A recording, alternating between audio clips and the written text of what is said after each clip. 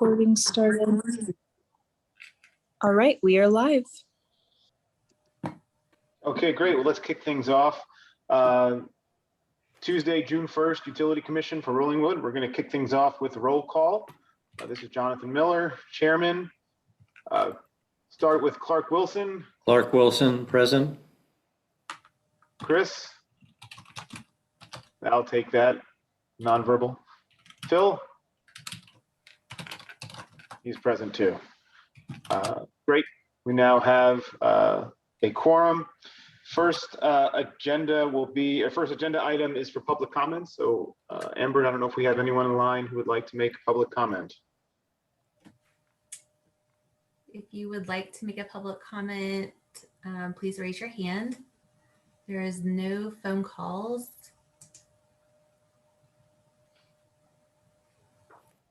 All right, I don't see anybody. All right, moving on to the consent agenda. The first item is discussion and possible action on the minutes from April 6th, 2021 Utility Commission meeting. This is to adopt the minutes that were in the packet. I'll move to approve the minutes.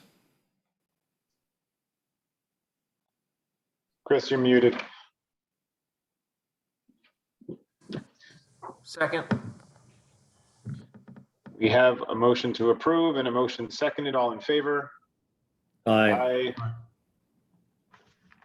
All right, that motion passes. Wonderful. Moving on to the next regular agenda. The next item is discussion and possible action on a recommendation to City Council regarding a policy for overbilled and underbilled commercial and residential utility accounts. This is something that, Amber, do you want, I'm happy to give a quick recap, or Sharon, if you want to provide kind of the background for this. You did all the work coming up with the numbers around it.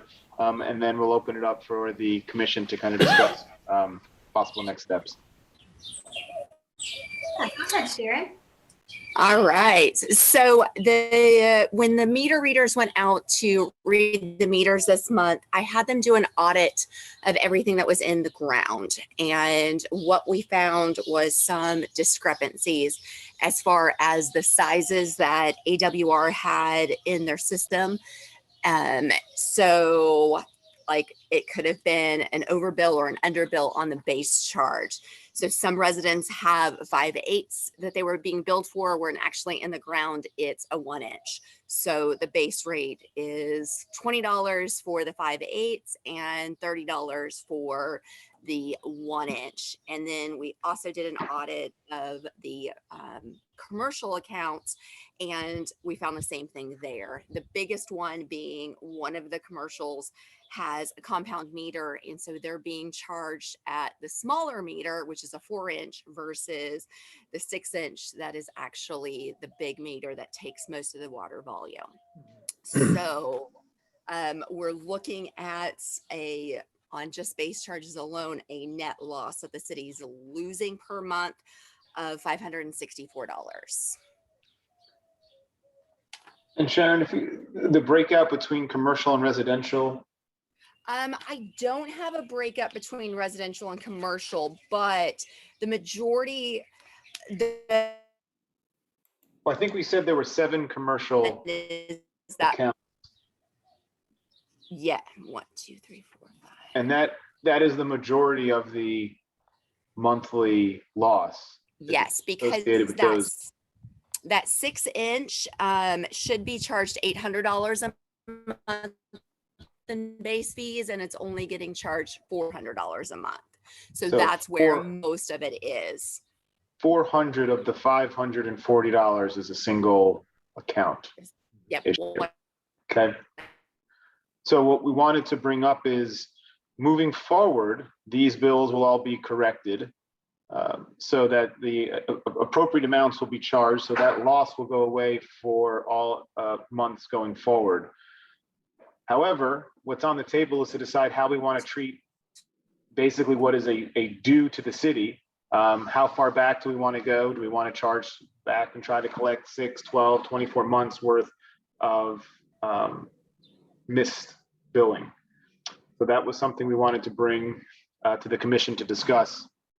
And I open it up for any comments or questions about this while we have everyone here on the line. Do we have any idea of the duration of how long the underbilling has gone on for? So it would have been from the beginning of our charging for the base rate for the water meter size, right? Which we did. Was that 2018? Yes. So prior to 2018, this charge did not exist on the bill. We've added it since, and it's been a few years now that we've had this charge, and has been, as far as we can tell, it's been understated since then. So if my maths are correct, and you take out the big person, you're talking about a total charge of $4,800 from the rest of them for the 3 years. It's pretty small once you take out the boulder in the group.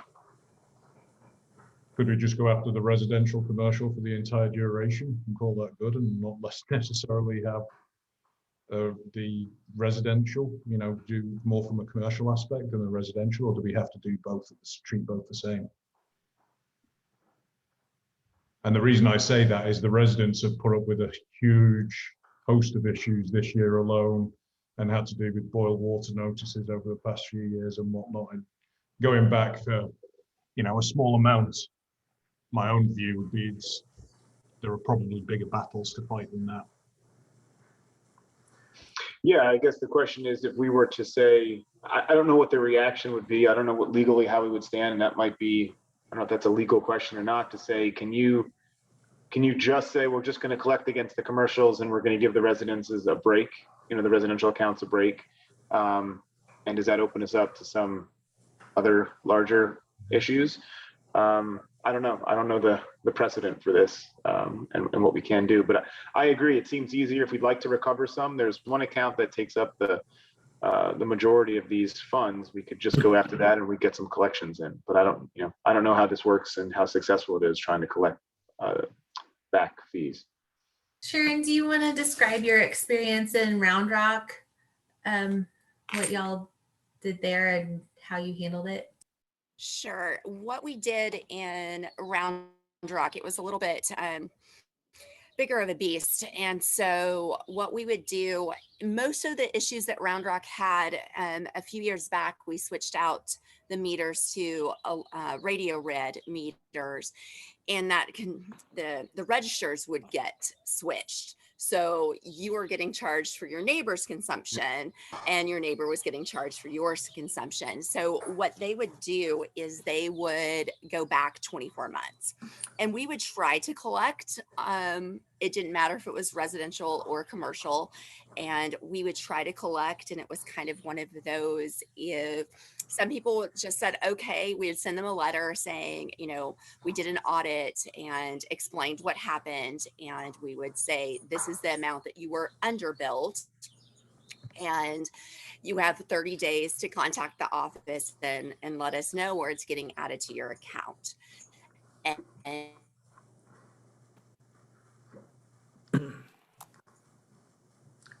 Froze up. And then I think at some point the city would come back and say, how about you half it with us? yes. Right. Just like a typical kind of collection agency. Yeah. To this. And if they pushed real hard, then they didn't collect anything. And ultimately, this is a recommendation that we'd be making to city council to then discuss how they would want to approach it. And so my guess is, I guess I would say, my feeling is I'd like the idea of trying to collect some. That being said, it'd be more helpful to understand the nature of the business we're going after, in the same sense as, small businesses have been hit just as hard over the last couple of months as many residents have as well. And so it might not be entirely fair to push the burden onto a commercial account just because it is. But I do understand that sentiment. And so I wouldn't be surprised if we agree, hey, let's just see who can collect on a couple of these large commercial ones, and everyone else gets corrected going forward. But we would want to let everyone know the correction's been made, and this was essentially a gift that we gave you by not trying to collect on these, and then let city council, decide if they think that's the appropriate action to take or not. Amy, I don't know if you have any thoughts regarding where you think the sentiment would lie on city council anyway, for this type of action, but I think we'd probably like to be fair here, because just going back and trying to collect, especially now, is just not a very popular idea, I would imagine. I could not predict what other council members might think about this issue based on having served for quite a while with many of them. I honestly, this is one of those issues where I don't think I can predict. So I think it would be good to have y'all's thoughts, and that would be a great recommendation to have. Sure. So yeah, I'm on the, my sense is, if we were not to be open to any other liabilities or showing any sort of bias or unfair treatment, to say, hey, let's just try to collect on the commercial and give the residents a break. But that would be my feeling, and I'd support that, but I'd like to hear what other folks are thinking, and if that's something that they would support as well. I support that. Yeah, I'm gonna come down on a different side and say we treat everybody the same, and if we're gonna go back 6 months, 12 months, fine. If we're gonna say our bad, we're going from here now, fine. we also owe people money too, right? We've overbilled some. That's right. It's a smaller amount.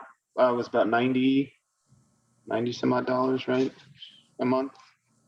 Is the overbill? So there's some administrative burden. Sorry.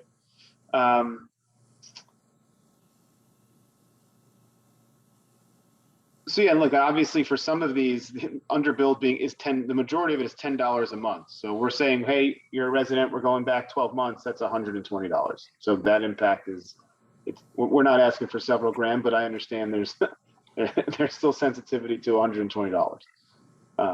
So.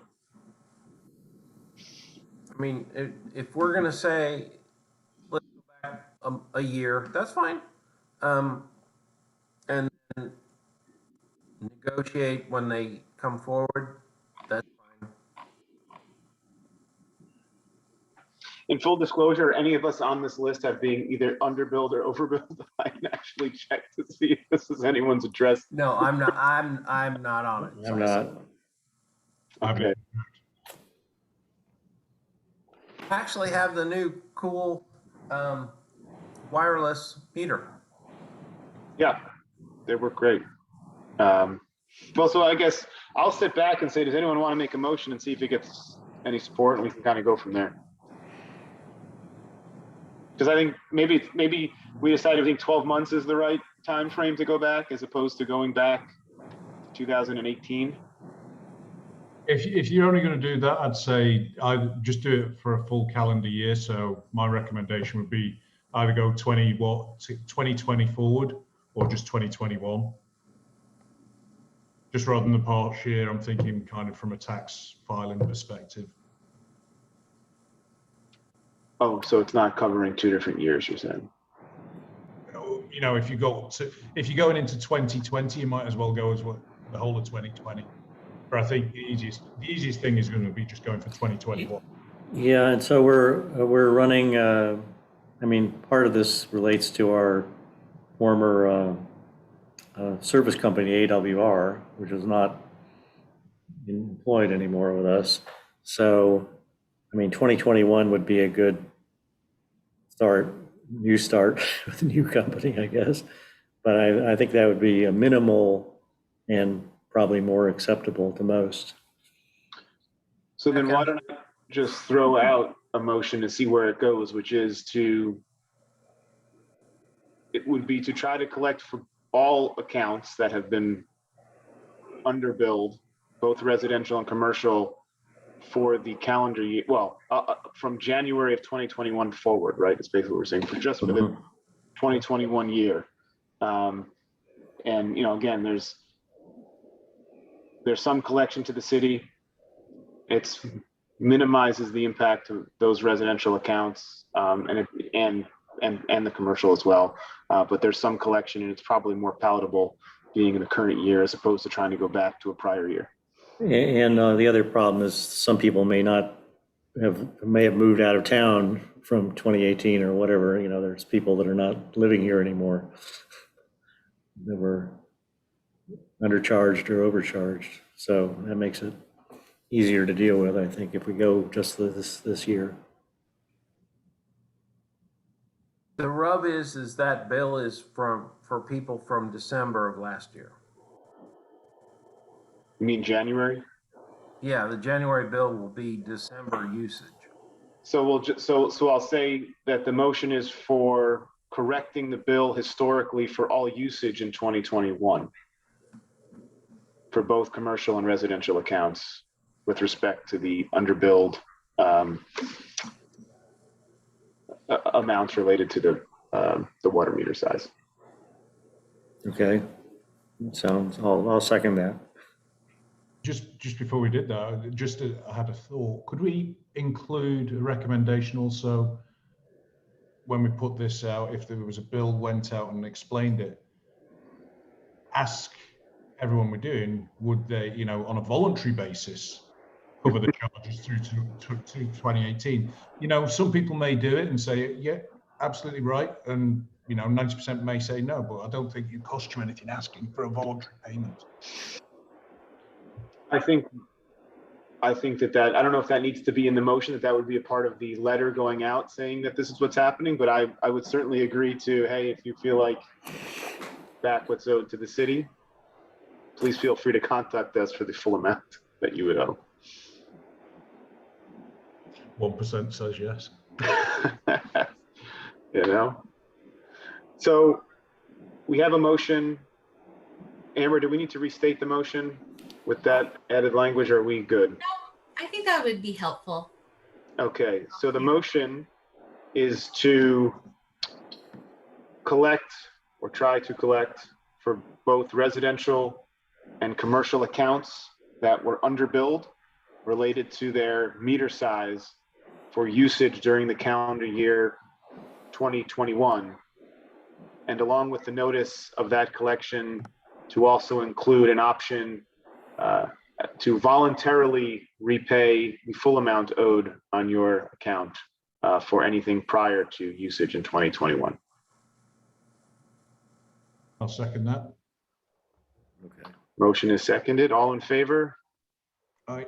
Aye. Motion passes. All right. Moving on to the next agenda item, which is discussion regarding cellular service in Rollingwood. This was added to the agenda as we've had a few conversations with some utility providers, some cellular carriers, as well as some private companies that help cities establish essentially a private cellular network. The next step that we might want to take, I basically put this on here to say, we have a company here in Austin. The parent is Motive. They would come in and put in small cells all over town at a cost to the city. And then, you know, you'd pay your monthly for the service. They would go out and contract with Verizon, AT&T, T-Mobile, et cetera, to get them to provide service through that network. And then that company would also maintain the network for a monthly fee thereafter. So it's a cost of construction and cost of maintenance. This would also help improve emergency services and networks for our emergency lines, as well as increase potentially redundancies around the lift stations that we have, or any sort of what was the other thing we're doing? Wireless, as you mentioned, the water meters, right? So we're talking about having to put in burst transmitters anywhere, whatever, for the wireless. We could have a full coverage, or call it 95%, 96% coverage, help with some of those improvements in infrastructure as we move forward. The next step would be if we wanted to have this company give that presentation to the Utility Commission about the services and what that would look like, and then decide if we want to go further with them. So that's why this was on the agenda, was to bring it up and ask you if you would like to have that presentation brought to Utility Commission from Motive here in Austin. So is this essentially a reinforcement of the available companies, or is it, I don't understand exactly what they're going to provide. Right. So right now, we get our cellular service from the towers that AT&T, Verizon, the others have around our area. And because of changes in topography and the distance to some of those towers and strength and the bandwidth on them, the amount of spectrum that we have in the area, we have a low service. Right. What this would do is essentially create a private network within the city with our own, basically own towers, which they would attach to the poles around town, street lights, utility poles. They would put small cellular antennas essentially around the town in order to create a more fuller, right, service for the city. Specifically, our focus is specifically within residential, as the commercial corridor seems to be okay, but we could theoretically also improve the commercial corridors access, and if we want, there's a chance of monetization with commercial, but I think that that's fairly limited for us. I think ultimately it's, if we want strong, I'll say reliable, but I know there's some things that can make that not always reliable, but stronger and more reliable cellular service within the city. One way to do it is through a private contractor who will build the network for you, as opposed to asking a carrier like AT&T to put in their own equipment within the city. Conversations with AT&T, at the end of the day, the last time we spoke to AT&T was several years ago. They talked about putting a tower near the pool in the park up there, and obviously did not go through. I think AT&T felt that there's not very much public support for something like that in town. And given the amount of time and effort it takes for them, which is about a 2-year process to go through, that they didn't sound very interested in providing that if we wanted to push them on it. So the best bet would potentially to be going and having a private company build it for us, and figuring out what the cost of that is, and then understanding if there's support within the community to say it's going to cost us X amount plus X amount. Would you do that? And even if we do it, there's still going to be a percentage of the population whose cellular service doesn't get improved by this. You just know that's going to happen. It's going to be Amy's house. And then it's like, you can't guarantee it. But there's obviously a lot of discussion around poor cell phone service. And of course, there's the importance about making sure that our emergency services and the police have access to reliable communication as well. So again, all we're asking for is to have a conversation about it, but to have a company come and present what a potential solution is, not the only solution. Yeah, I think it would be interesting, personally. I think it would be a great idea, especially the comments I've seen on the Gents Club regarding what happened over the weekend with the storm and the frustrations that were born from poor cellular service. Yep. So with that, Amber, I think we'll just say next steps is to reach back out to Steve and say, let's just, maybe you guys set up some time to get the commission on. And I don't know if we have to do that as a utility commission meeting as opposed to or does that become an Open Meetings Act issue if we have the utility commission entirely signed into a Zoom call but Yeah, not really. we'd have to notice. Okay. The time you want to do it separately of your regularly scheduled meeting, we could do that, but we'll need to. I would just say that we do it with the understanding that from a timing commitment that majority of it will be to that presentation. So depending on how the agenda goes, we can keep the agenda lighter for something like that. So, okay. So I think next steps is we'll move forward with getting a meeting set up to learn more about the cellular option. Any other comments on this before we move on? Okay, great. Next agenda item is discussion of possible action on a recommendation to City Council regarding a franchise agreement renewal with Austin Energy, who is very, very popular right now.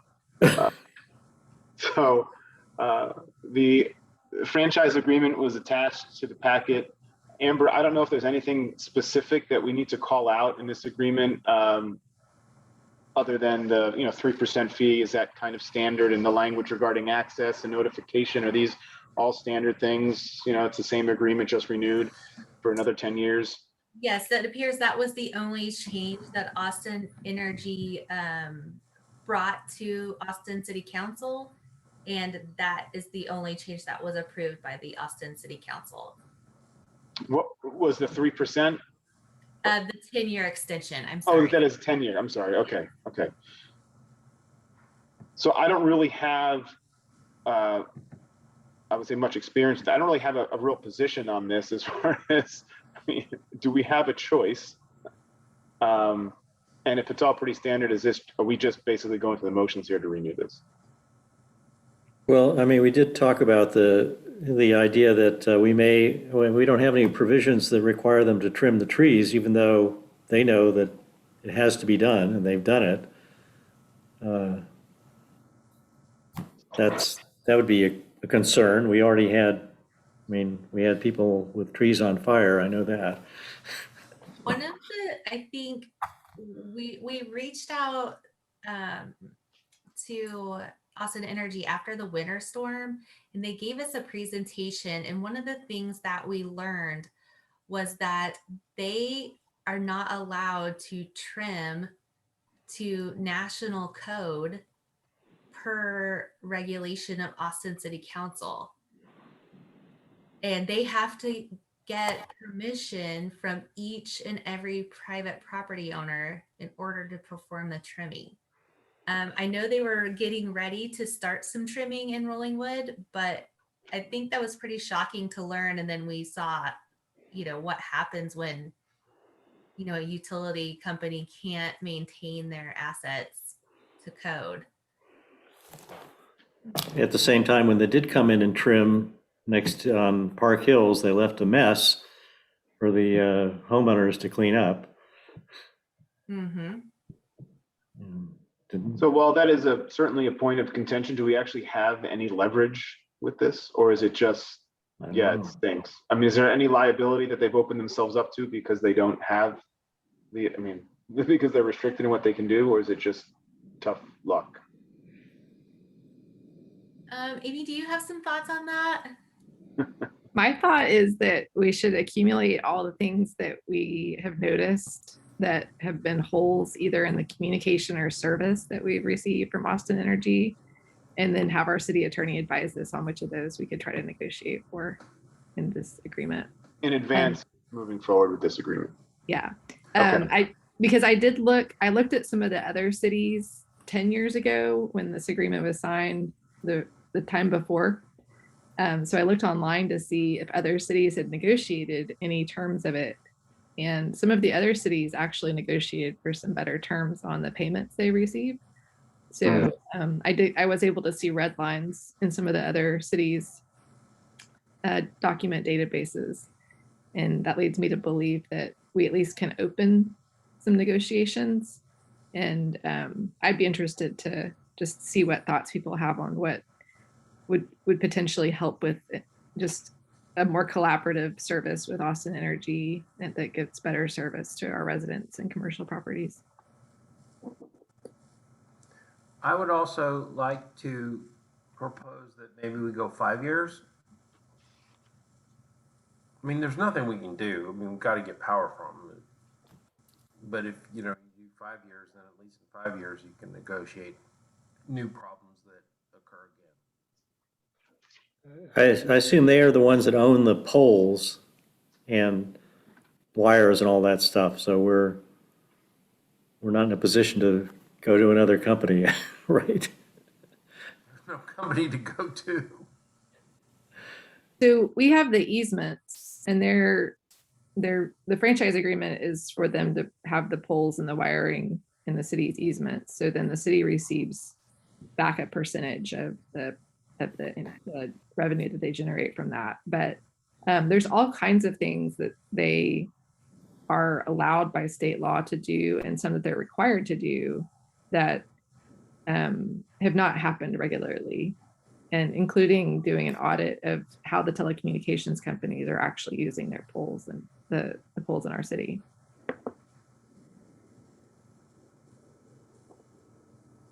So is this it sounds like a good step here is to do an assessment of the issues that we have, as Amy said.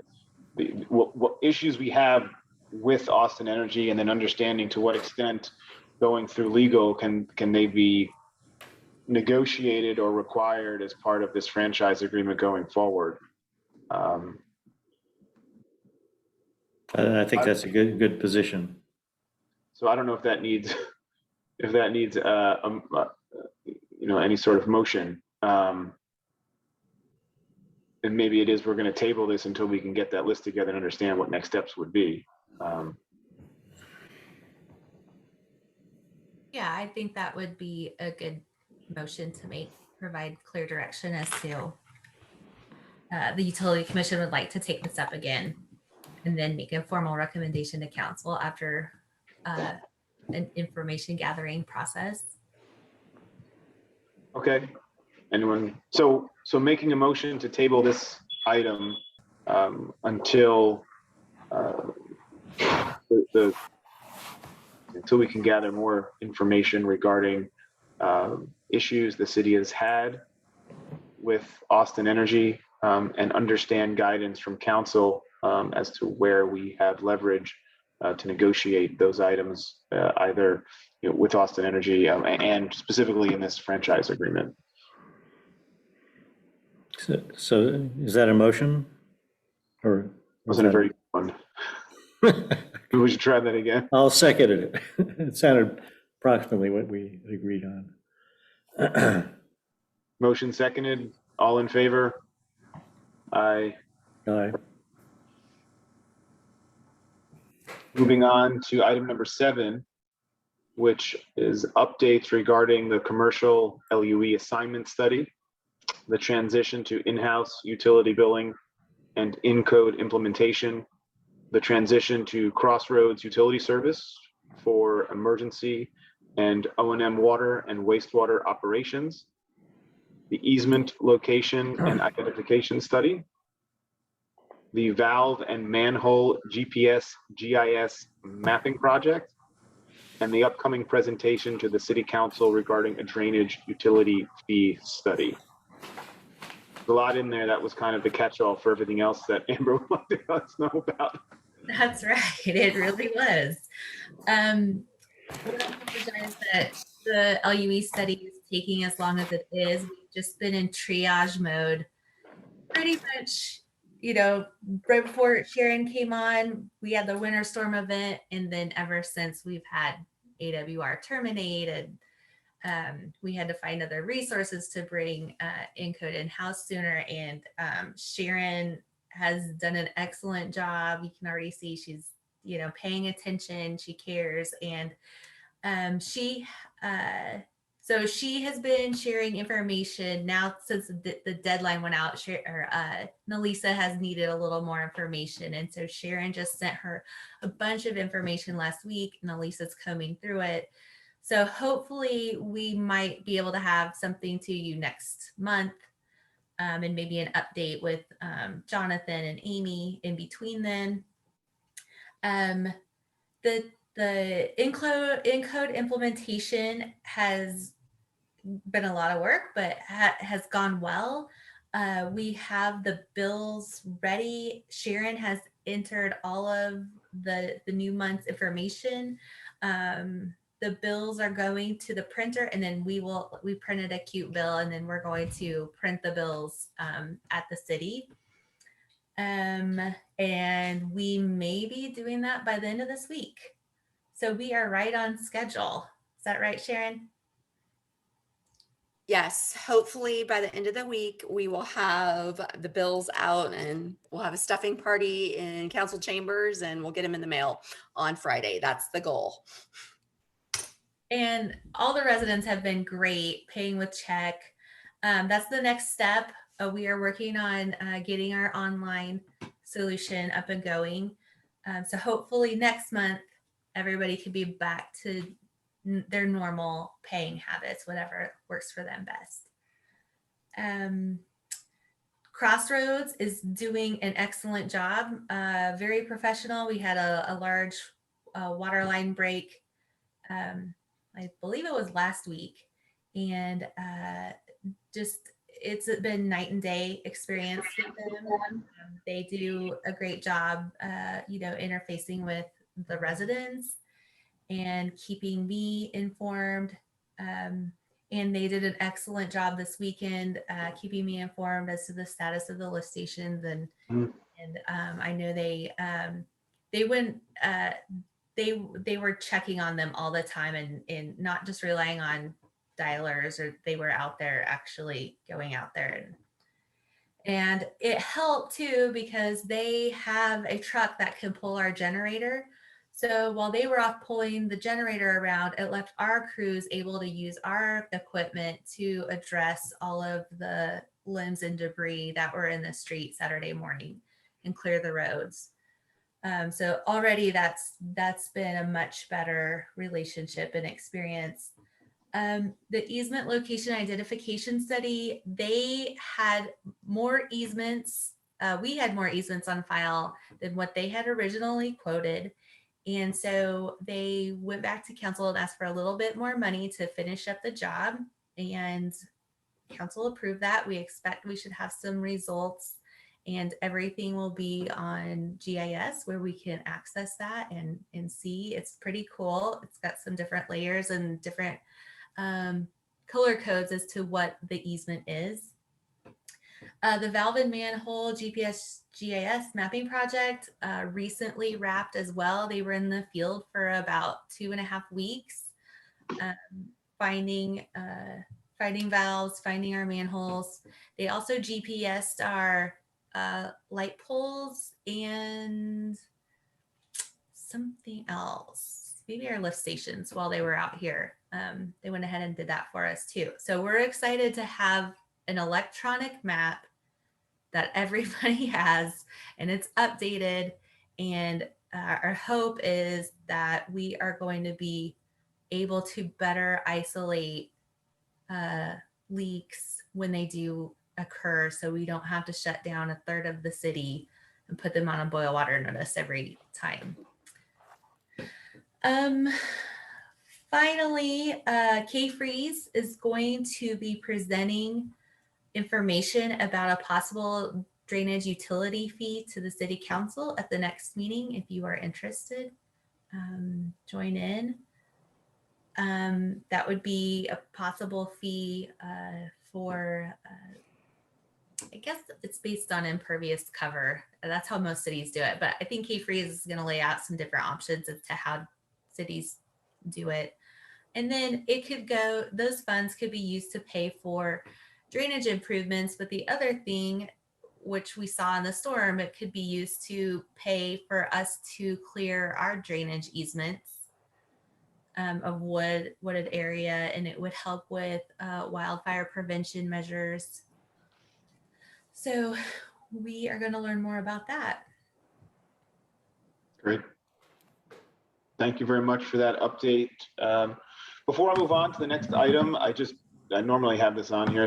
Is there any other items that the folks in the commission would like to address before we move on to next meeting and adjourning? No. All right.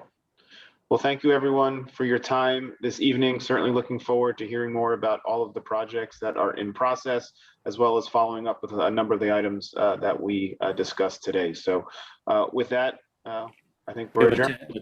Tentative July 6th meeting then? Well, this item was on, let's talk about that. But this first item was to discuss, is there a meeting date and time for everybody? I know it's difficult for William. He was saying the 5 o'clock time was not very convenient for him. So wanted to know if you all. Yeah, I mean, going to 7 o'clock, it would be fine also for me. I mean, that was our usual time anyway, so. And maybe we'll be back in person. Yeah, I think that's the idea. Council's going to discuss at the June meeting, and I foresee that they will probably open up starting in July to in-person meetings. In person would be difficult for me any day apart from Friday, because I'm in Houston Monday through Friday. we can't be in person and Zooming, is that, and virtual? Is that, just trying to understand capabilities wise? It would take more staff power. Okay, I think we would have to have an IT person there running the Zoom and the meeting. I just have this image of a laptop open with Phil sitting there and it's just sitting in front of one of the chairs. But I think it would be possible to do that. I don't see what the problem would be, but I do. think as a fellow who's been doing classes, virtual and in person, it's doable. Not think optimal, but doable. the main issue I think that we would probably run into, at least at the beginning, would be our recording software that we use for the council chambers does not tie into Zoom. We would just have to figure out how to get everyone who was on Zoom also to be able to go into the recording system and somehow be, recorded like everyone else. And we just have not explored that yet. It would probably require some new equipment and software. Does it Is need? it for the Open Meetings Act? Do we have to be video and audio, or can it just be audio?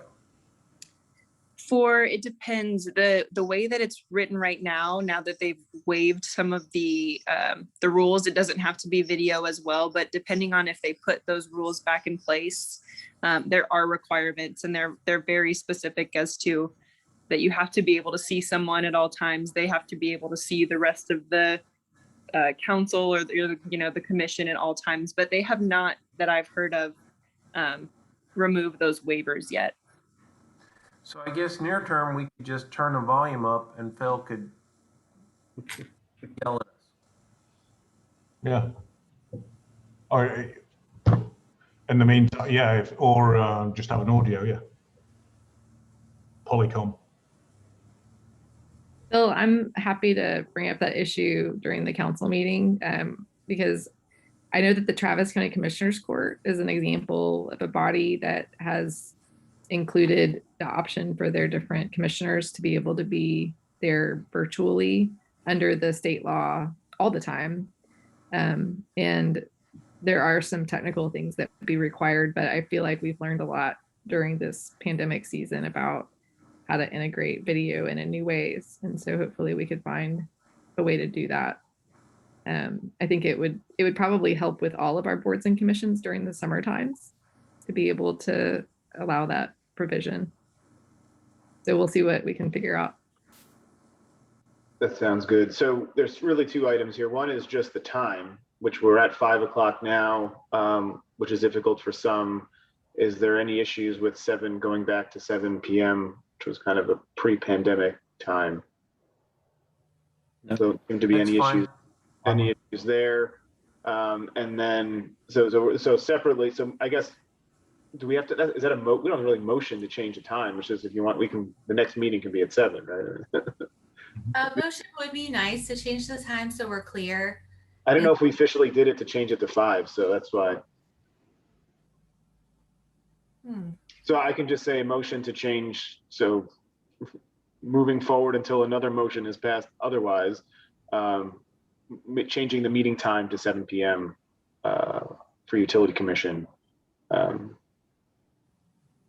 would be the simple motion. A second. All in favor? Aye. Aye. And then with regard to in-person versus video, I guess we can talk about when we want to go back to being in person. But for the time being, video seems to work until we know that we can make sure everyone can join. Okay. And then the other thing, I know Park Commission changed their July meeting this morning. They're on the same day as you all are. And so I didn't know if anybody was going to have any conflict with the July 6th meeting date. Not me. No, I'm fine. You okay? Okay, great. We will keep it as July 6th then.